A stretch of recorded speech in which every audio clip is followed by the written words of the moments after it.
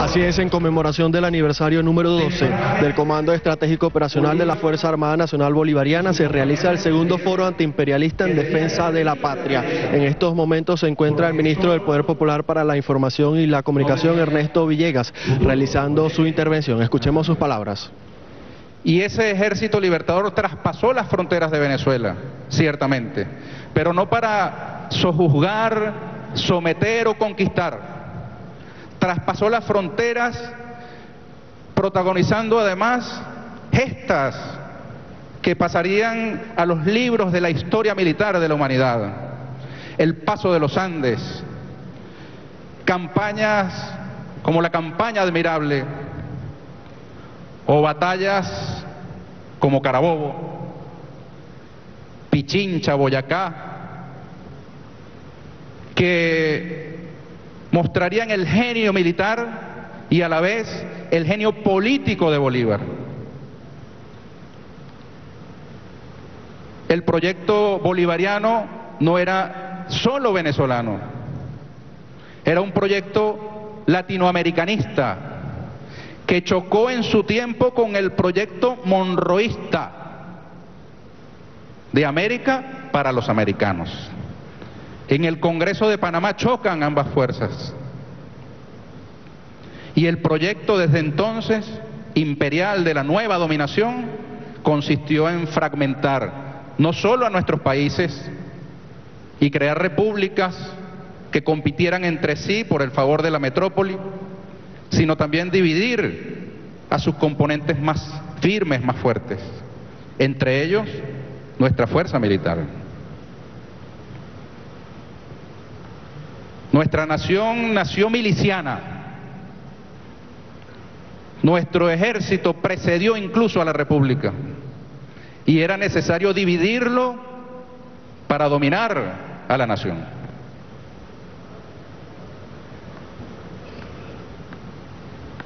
Hubo de venir Hugo Chávez y su proyecto revolucionario, trayendo al presente el proyecto de Bolívar para que esos fragmentos que en ocasiones incluso miraban hacia lugares distintos se reencontraran y se reconocieran como una parte fundamental de la nación que debía dar el ejemplo con su propia unidad.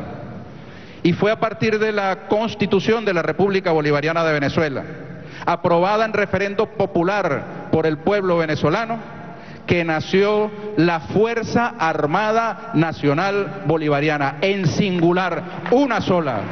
Y ya las fuerzas en plural dejaron de serlo para convertirse, asumirse y reconocerse como componentes de una sola Fuerza Armada Nacional Bolivariana. Y lo hicieron no solo viéndose a sí mismas o viéndose a sí misma como una institución, sino reconociéndose también como parte integral e indivisible de una sociedad. El ciudadano soldado. Y esa unión de nuestra Fuerza Armada se encontró también con la unión cívico-militar, parte fundamental del proyecto bolivariano, del proyecto de Hugo Chávez.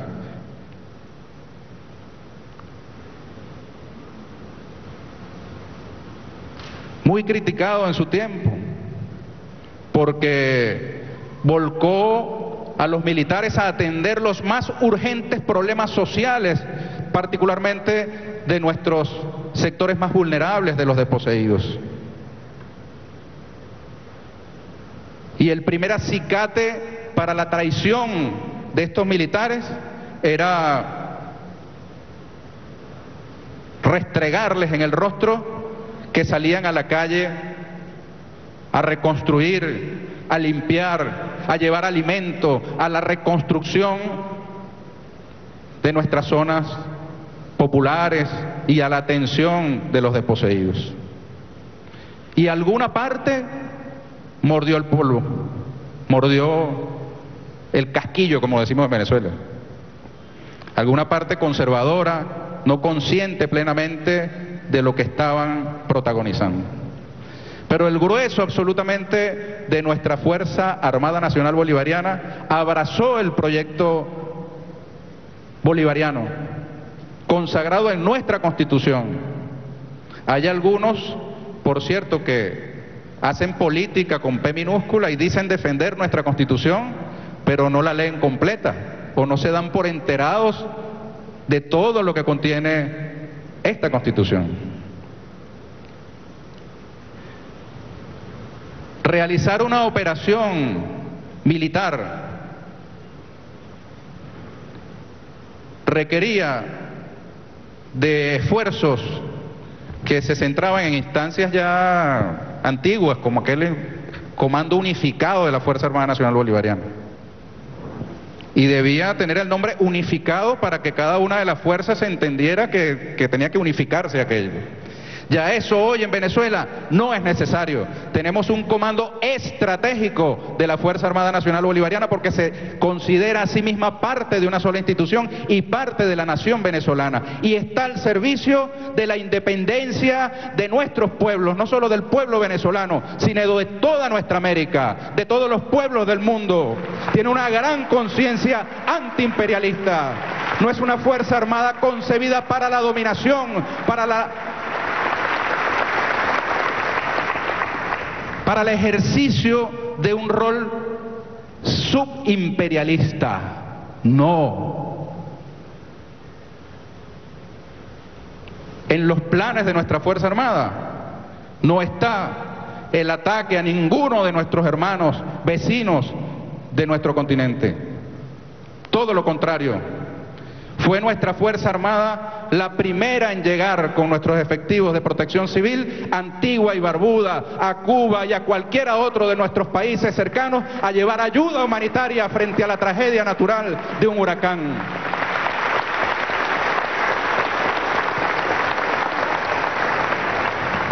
Entendiendo que somos parte de un mismo pueblo. Fíjense ustedes, países bajo la órbita todavía de sus antiguas metrópolis. Y es Venezuela, el supuesto Estado fallido, la supuesta dictadura, el país objeto de la más cruel y aviesa campaña internacional para mostrarlo como un proyecto fallido. El que llega primero que la metrópoli, el que llega primero que el imperio a llevar ayuda y tender el brazo solidario a nuestros hermanos. País que además sigue siendo receptor de numerosos expulsados, desplazados por la violencia de otros países, particularmente de la hermana República de Colombia. No les restregamos a ninguno de nuestros hermanos de América Latina el que aquí han encontrado puerta abierta para hacer familia e integrarse a la nación venezolana y recibir educación. Hoy está comenzando las clases en Venezuela. Que vivan nuestros niños y nuestras niñas. Venezuela a clases. ¿Cuántos de esos niños no han llegado en la barriga o de la mano de padres que vienen huyendo de la violencia en Colombia? ¿Y cuántos en otro tiempo no estuvieron viniendo también desde Chile, Argentina, Uruguay, huyendo de aquella internacional de las espadas a las que el imperialismo le colocaba una medalla en el pecho? Medalla que jamás, general en jefe, recibirán ustedes, porque ustedes son militares patriotas y no militares arrodillados a los intereses del imperialismo norteamericano ni de ningún otro imperio. Reciban más bien la medalla de los pueblos, la medalla del afecto, del cariño, del reconocimiento de los pueblos del mundo por la lealtad a los más nobles valores y principios de la humanidad. Más bien el imperialismo coloca la medalla de sus sanciones contra estos hombres, creyendo que con eso los hacen temblar o arrepentirse de sus posturas. Al contrario, sería sospechoso que en un momento en el que el mundo atraviesa graves peligros por la crisis global del capitalismo, que está apelando a la guerra y a la destrucción y a los mecanismos de reconstrucción y repartición de contratos entre las transnacionales, como un mecanismo para salvar las economías en crisis, que viven en una burbuja que en cualquier momento estalla, sería sospechoso que a estos militares venezolanos viniera un imperio a ponerle una medalla en el pecho. Bienvenidas las sanciones a estos militares, porque confirman que están en el camino correcto.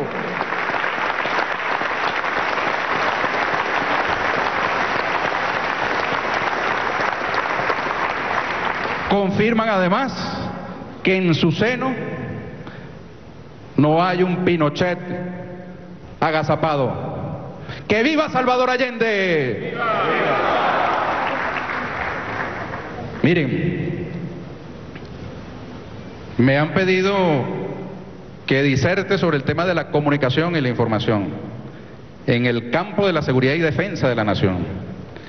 No podía hacerlo sin esta introducción, porque no se trata de un asunto técnico, tecnocrático sobre la comunicación. Es que la comunicación que nos toca hacer es en este contexto, un contexto de una guerra no convencional, no declarada contra la patria de Bolívar. Parcialmente declarada después de que el señor presidente de los Estados Unidos, Donald Trump, ha firmado un decreto infame estableciendo prácticamente un bloqueo financiero y una persecución económica contra la República Bolivariana de Venezuela. Ya venían funcionando esos mecanismos previamente, y lo que ha hecho es que esa guerra no declarada en el campo económico ahora es abierta y declarada. Pero así como en su tiempo conspiró la historia para que la crisis en Europa, la invasión a España y el establecimiento de un régimen en España que no era reconocido por las oligarquías y la aristocracia de esta América, y ese contexto sirvió para la ignición del proceso independentista en América del Sur, pues esas acciones imperialistas ocurren en un contexto en que no solamente Venezuela, sino China y Rusia están tomando decisiones importantísimas en el mercado petrolero para liberarse de la hegemonía del dólar. Y apenas Venezuela anunció, como respuesta a la acción hostil económica del imperialismo, que comenzaría a cotizar su petróleo, su principal producto de exportación, en una canasta de monedas, y que cotizaría además su divisa en una canasta de monedas, pues esas casualidades, que quizás no lo sean tanto, hicieron que algo semejante ocurriera en estos gigantes del mundo actual. De modo pues que la tosudez imperial, producto entre otras cosas de las exigencias y requerimientos de una derecha local muy antinacional, que ha roto los moldes del lacayismo, hace empalidecer a la Malinche al haber ido de rodillas a pedir sanciones contra su propio país, contra el país que los vio nacer, contra el país que aparece reflejado en su cédula de identidad y en su pasaporte.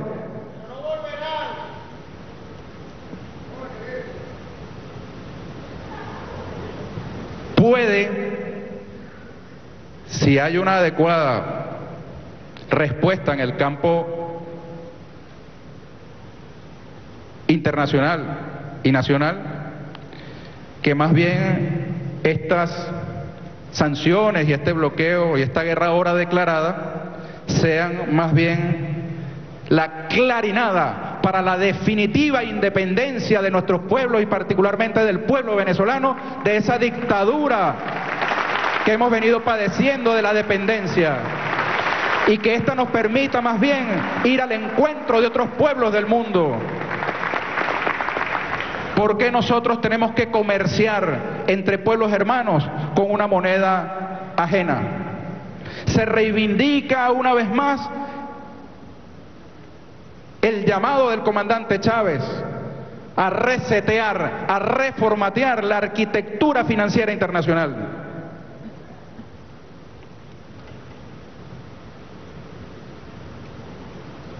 Quizá, muy probablemente, pasado un tiempo, le diremos al señor Trump: gracias, señor Trump, por dar los pasos necesarios para que nosotros nos liberemos de su moneda.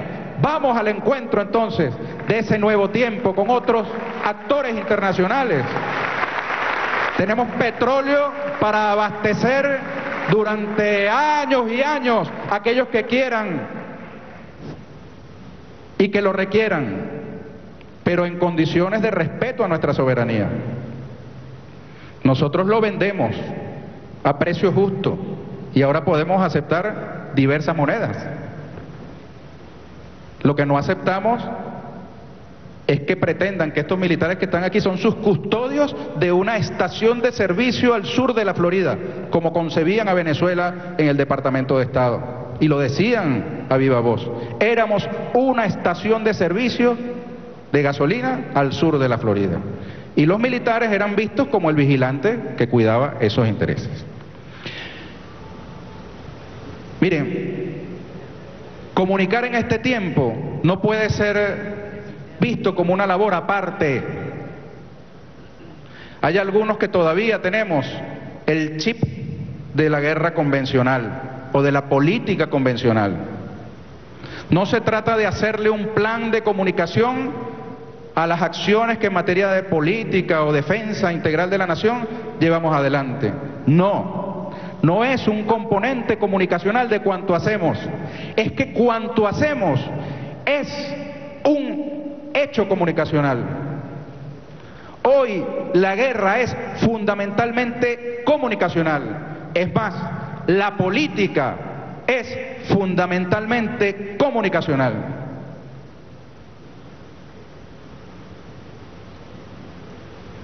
No basta incorporar a un periodista o a un comunicador en cuanto hacemos. Es que cada cosa que le hagamos tenemos que hacerla, pensarla y planificarla como si fuésemos comunicadores. Así como se asumieron parte de una sola Fuerza Armada Nacional, tenemos que asumirnos todos comunicadores. Y eso vale para los militares, y vale para los civiles, y vale para los intelectuales, para los economistas, para los intelectuales. La disputa fundamental hoy es en el campo de la comunicación. Cuando estos hombres, que eran más jóvenes, devolvieron al comandante Chávez junto con nuestro pueblo, aquí están los compañeros del movimiento Somos Venezuela, bienvenidos, compañeros y compañeras de las misiones sociales creadas por el comandante Hugo Chávez, que hoy están desplegados por el territorio. En unión cívico-militar, concretado un golpe de Estado que había separado al comandante Chávez, secuestrado al comandante Chávez del ejercicio de sus funciones. Estos hombres, el general en jefe entonces era teniente coronel, ya habían cumplido con la gesta de hacer huir al gobierno golpista y colocar a los hombres y mujeres del gobierno de Chávez en el Palacio Presidencial. Pero nadie lo sabía, el mundo no lo sabía y el pueblo venezolano no lo sabía. Los medios de comunicación habían sido puestos al servicio del golpe y el canal del Estado, Venezolana de Televisión, había sido clausurado, silenciado. Esa basura va fuera del aire, dijo uno de los jefes del golpe. Y era insólito, ya el gobierno había sido retomado. El hoy comandante general del ejército, mayor general Suárez Churio, fue de los hombres que dijo: vayan a Venezolana de Televisión, una comisión a tomarla. Por cierto que Suárez Churio es comandante del ejército, creo que es primera vez que llega a tal posición un hombre que viene de ser soldado raso, ¿cierto? ¿Sí?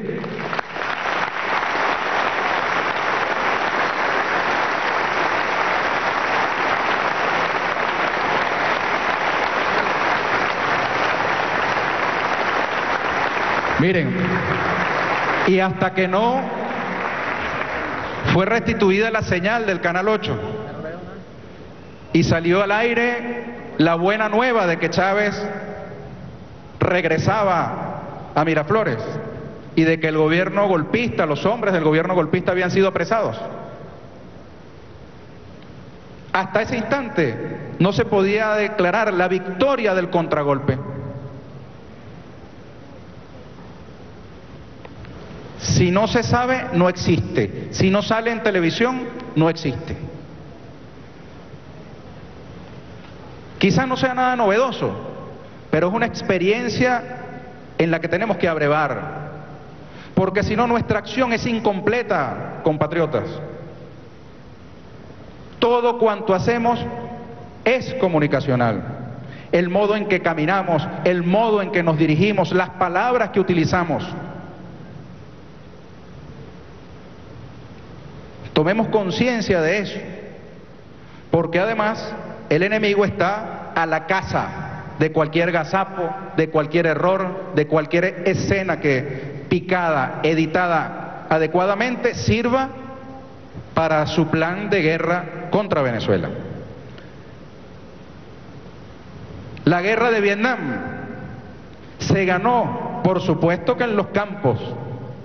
Ho Chi Minh, que viva el tío Ho. En los campos de batalla. Y eran unos hombres casi descalzos, chiquiticos, ¿cierto? En sandalias, que derrotaron al ejército más poderoso del mundo. Pero la verdad también es que la victoria fundamental fue en el campo de la opinión pública estadounidense. Por eso es muy importante la presencia de nuestros hermanos que hoy nos visitan aquí en el marco de este evento Todos Somos Venezuela. Y no sintamos que hay barrera alguna. Para ganar esta guerra necesitamos a nuestros militares, necesitamos a nuestro pueblo en Somos Venezuela y necesitamos a nuestros hermanos de la solidaridad internacional, todos como un solo hombre, como una sola mujer, llevando el mensaje de la verdad, de la emancipación y la liberación de nuestros pueblos. Todos son indispensables, ninguno por su cuenta, por su lado, podrá lograr la victoria completa, la victoria final. Yo les había traído un conjunto de fotografías, pero no los voy a aburrir ya. Ya me he consumido mi tiempo. Quiero sí decirles que es indispensable y necesario que asumamos la comunicación como algo mucho más importante de lo que hoy la concebimos. Imaginemos que es muy importante, muy importante. Bueno, nos quedamos cortos. Por algo el enemigo despliega sus principales estrategias en ese campo. No lo despreciemos. No creamos que nos las sabemos todas. No lo consideremos algo secundario o algo estético. No, es de principalísima importancia. Si no obtenemos la victoria en el campo de la comunicación, no obtendremos la victoria en el campo militar o en el campo político o en ningún otro campo.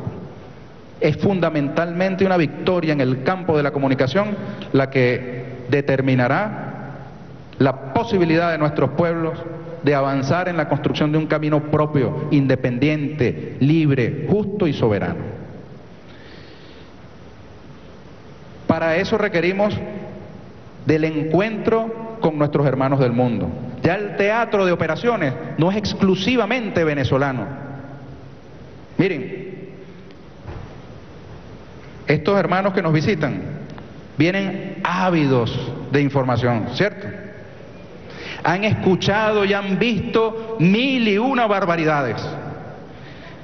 Han demonizado ante los ojos del mundo a estos hombres y estas mujeres de nuestra Fuerza Armada Nacional Bolivariana. Han demonizado ante el mundo a cualquier figura asociada a la Revolución Bolivariana, a sus planes, a sus proyectos, a sus ejecutorias. Es muy importante que hayan venido y que con sus ojos miren, con sus oídos escuchen y con su propio cerebro razonen y formulen las críticas que tengan que hacer, formulen las propuestas que tengan que hacer.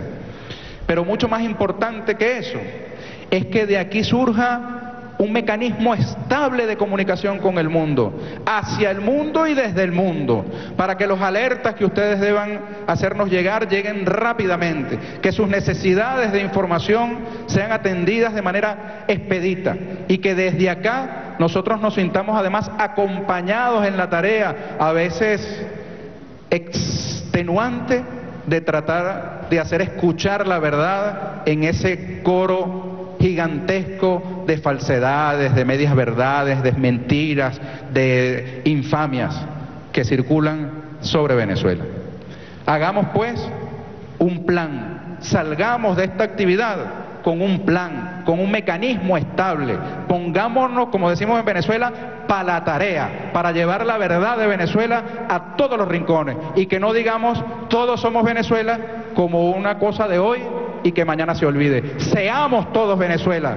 De aquí en adelante que surja un fuerte, gigantesco aparato, un músculo comunicacional al servicio de la verdad de los pueblos. Y cuando digo Venezuela, digo los pueblos del mundo, porque llevar la verdad de Venezuela es llevar también la verdad del pueblo paraguayo, la verdad del pueblo chileno, la verdad del pueblo salvadoreño, la verdad del pueblo nicaragüense, la verdad de los pueblos del mundo.